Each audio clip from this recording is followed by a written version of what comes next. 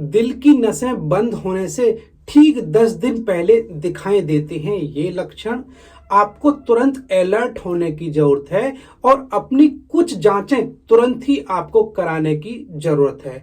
Basically heart को blood पहुंचाने वाली नलियां यदि वो पतली हो जाएं या उसमें ब्लॉकेज की समस्या आ जाए तो इसको हम कोरोनरी आर्टरी ब्लॉकेज या कोरोनरी आर्टरी डिजीज के नाम से जानते हैं। और CAD कोरोनरी आर्टरी डिजीज के क्या क्या लक्षण होते हैं, इनको हमें कैसे और कब पहचानना है, अपने डॉक्टर की सलाह हमें कब लेनी है, क्या क्या हमें सावधानी रखनी है और कौन कौन से ब्लड इन्वेस्टिगेशन हमको कराने हैं और इस बीमारी से हम कैसे बच सकते हैं और हार्ट अटैक से कैसे बचाव कर सकते हैं, आज हम इसी के बारे में इस वीडियो में बात करने वाले हैं। आज इस वीडियो के माध्यम से बहुत कुछ नया जानने वाले हैं, नया सीखने वाले हैं, तो प्लीज वीडियो को बिल्कुल भी स्किप ना करें, अंत तक जरूर देखें।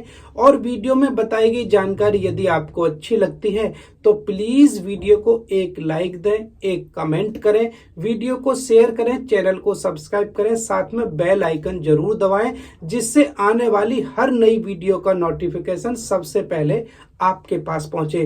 तो चलिएगा बिना देरी के इस इंटरेस्टिंग वीडियो को बिना ब्रेक के शुरू करते हैं।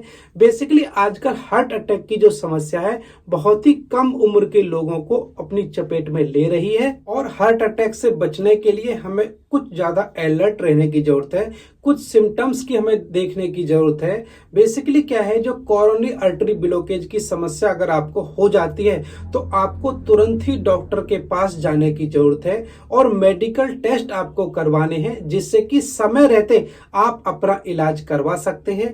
बेसिकली यह समस्या आगे चलकर आपको कई गंभीर बीमारियों का शिकार बना देती है।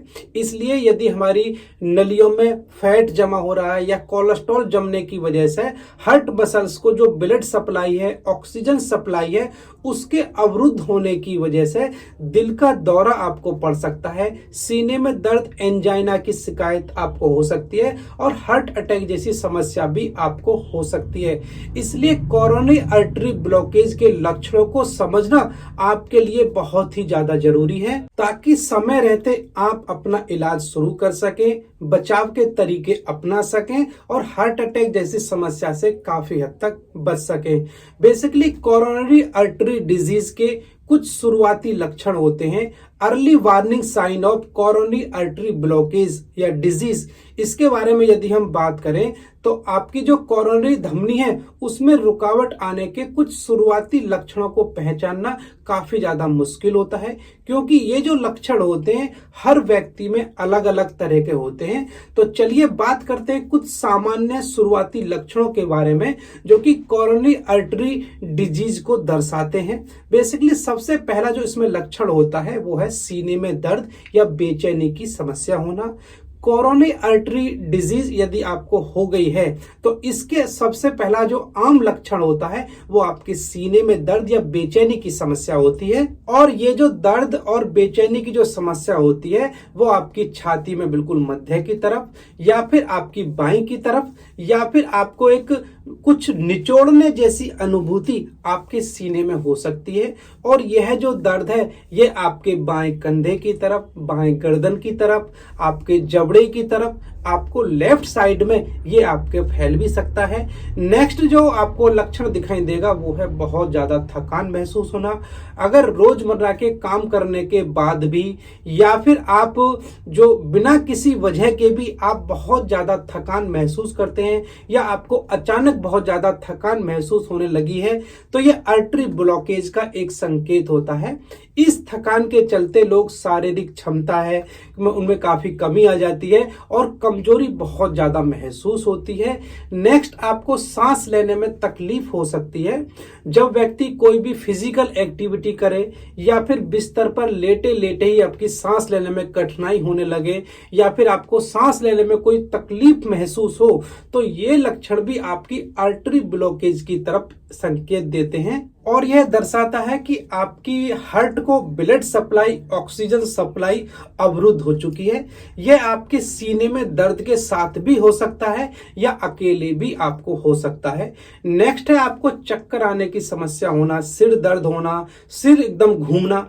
तो बेसिकली क्या होता है कि यदि ब्लॉकेज की समस्या होने लगी है तो आपको बेहोशी की समस्या हो सकती है, आपको बहुत ज्यादा चक्कर आएंगे, या फिर आपको सिर घूमना, हृदय के जो ब्लड सप्लाई है उसको अवरुद्ध होने का ये एक संकेत होता है। और ये अचानक भी हो सकता है और आपको ये धीरे धीरे भी बढ़ सकता है। साथ में आपको सीने में दर्द, सांस लेने में तकलीफ की समस्या भी इसके साथ हो सकती है।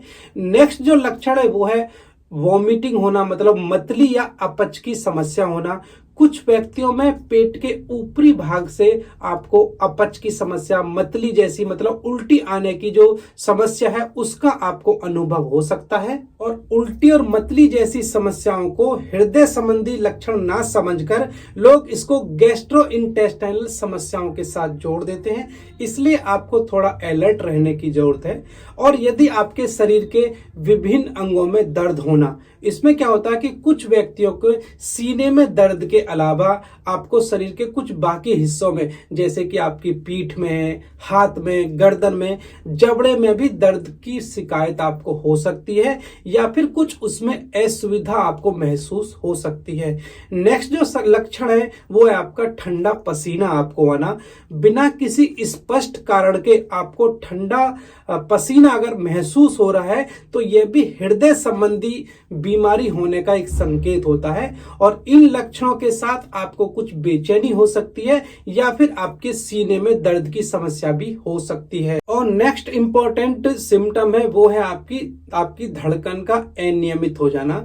बेसिकली यदि आपको कोरोनरी आर्टरी ब्लॉकेज की समस्या हो गई है तो आपकी जो हार्ट रेट है वो अनियमित हो जाती है, और इसको महसूस करना काफी ज्यादा महत्वपूर्ण होता है, जो कि आपकी ब्लड सर्कुलेशन प्रभावित होने की वजह से होता है, जो कि हार्ट के आसपास की धमनियों को काफी ज्यादा प्रभावित करता है, जिसकी वजह से आपकी जो हार्ट रेट है वो अनियमित होनी शुरू हो जाती है। तो इस तरह से कोरोनरी आर्टरी ब्लॉकेज के कुछ लक्षण आपको ये दिखाई दे सकते हैं।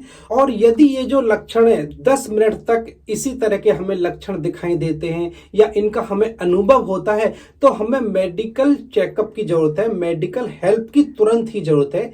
इसलिए आपको अपने नजदीकी डॉक्टर की सलाह जरूर से तुरंत लेनी चाहिए, और वो आपको कुछ ब्लड इन्वेस्टिगेशन है, जैसे कि लिपिड प्रोफाइल टेस्ट है, या फिर इलेक्ट्रोकार्डियोग्राम है, सीटी कोरोनरी एंजियोग्राम है, कोरोनरी कैल्शियम स्कैन है। तो इस तरह की कुछ जांचें हैं जो कि हार्ट से संबंधित जांचें होती हैं, जो कि आपके कार्डियोलॉजिस्ट आपकी कंडीशन को देखते हुए इनको करवा सकते हैं।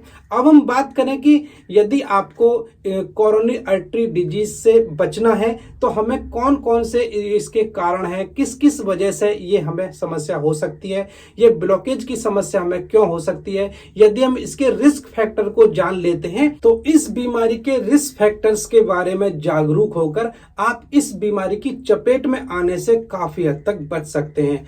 इसमें सबसे बड़ा जो रिस्क फैक्टर होता है वो है आपकी एज। यदि आपकी एज बढ़ रही है तो ये कोरोनरी आर्टरी ब्लॉकेज के खतरे को काफी हद तक बढ़ा देता है। आपके जो पुरुष हैं, पुरुषों में लगभग 45 वर्ष से अधिक उम्र है, और जो महिला है वो 55 वर्ष से अधिक उम्र अगर हो चुकी है तो ये आपको जो कोरोनरी आर्टरी ब्लॉकेज की समस्या उसके रिस्क को काफी हद तक बढ़ा देते हैं। तो इसको आपको ध्यान रखने की जरूरत है। फैमिली हिस्ट्री, यदि आपकी फैमिली में किसी को इसी टाइप की हार्ट संबंधित समस्या रही है तो आपको अपने नजदीकी डॉक्टर की संपर्क में रहने की जरूरत है। नेक्स्ट, यदि आप स्मोकिंग करते हैं, स्मोकिंग भी कोरोनरी आर्टरी ब्लॉकेज की समस्या के रिस्कों को काफी हद तक बढ़ा देती है। नेक्स्ट, आपको हाई ब्लड प्रेशर की समस्या है। जिन लोगों को ब्लड प्रेशर हाई रहता है उसमें पहले से ही ब्लॉकेज की समस्या ज्यादातर रहती है। ऐसे में उन्हें समय समय पर अपना ब्लड प्रेशर चेक कराते रहना चाहिए। और जो हाई कोलेस्ट्रॉल की समस्या है, जिसमें कि स्पेशली बैड कोलेस्ट्रॉल अगर बढ़ा हुआ है, उसमें प्लक का निर्माण रहता है जो कि ब्लॉकेज का एक कारण होता है। तो ये भी आपको ध्यान रखने की जरूरत है।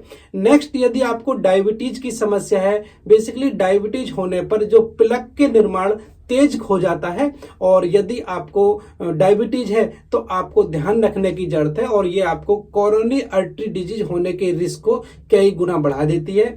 और यदि आपको मोटापा है या फिर आपकी इनएक्टिव लाइफ स्टाइल रहती है तो ये भी कोरोनरी आर्टरी डिजीज या ब्लॉकेज के रिस्क को काफी हद तक बढ़ा देती है। और इसके अलावा एथेरोस्क्लेरोसिस, थ्रोम्बोसिस और इन्फ्लेमेशन जैसी जो मेडिकल कंडीशन होती है, ये भी आपको कोरोनरी आर्टरी डिजीज या ब्लॉकेज की समस्या को काफी हद तक बढ़ा देती है। और मुख्य रूप से यही मुख्य कारण होते हैं जो कि ब्लॉकेज का सबसे बड़ा कारण होते हैं। तो यदि हम इसके बारे में, इनके बचाव के बारे में बात करें तो आपको अच्छी डाइट आपको लेनी है, नियमित रूप से आपको व्यायाम करना है, हेल्दी लाइफ स्टाइल आपको रखनी है, तो कोरोनरी आर्टरी ब्लॉकेज की समस्या के रिस्क से आप काफी हद तक बच सकते हैं। तो फिलहाल इस वीडियो में सिर्फ इतना ही। और नसों में ब्लॉकेज के संबंध में पहले बहुत सी वीडियो बना चुका हूं।